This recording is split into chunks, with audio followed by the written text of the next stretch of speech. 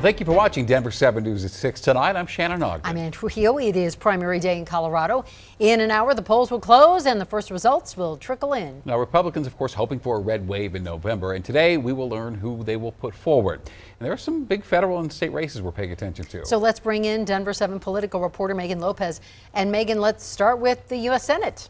Hey there, Ann and Shannon. Michael Bennet up for re-election this year. He is not facing a primary challenger. So what we're really going to be paying attention to in this race is the Republican challengers, businessman Joe O'Dea and State Representative Ron Hanks. They might be in the same political party, but these candidates couldn't be more different. Hanks is a first-time state representative and a military veteran who's most known for his criticism of the 2020 election.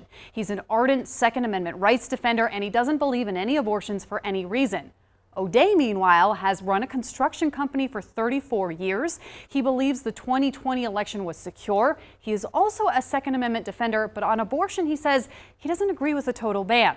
Now, on the state level, we're keeping a close eye on the governor's race. Governor Jared Polis doesn't face a primary challenger, but Greg Lopez and Heidi Ganahl are hoping to take him on in November. Now, his platform, Greg Lopez's platform, that is less government regulation, cutting back on spending, and addressing crime rates. Lopez is the former mayor of Parker who ran for governor in 2018 but was beat. He is a disabled veteran, a small business owner as well.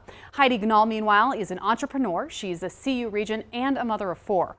Her focus and her platform is making the state more affordable and cutting down on crime. Now, the Secretary of State's race is another one to watch out for. Jenna Griswold will take on either Mike O'Donnell, Pam Anderson, or Tina Peters in November.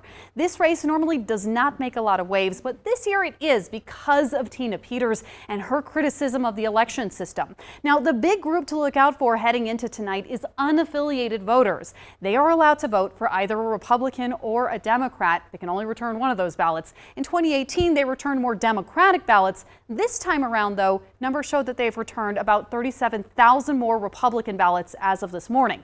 But heading into today, the total number of ballots returned was low. Just 22% of eligible voters having cast a ballot as of this morning. I just checked the numbers, bumped up to 25%. Republicans are outpacing Democrats by about 60,000 ballots as of this morning. All of that, of course, it could change as the polls close at 7. And when more updated numbers are going to be released, I'll be keeping an eye on all of it. All right, we know you will. Meghan Lopez tonight, thank you. And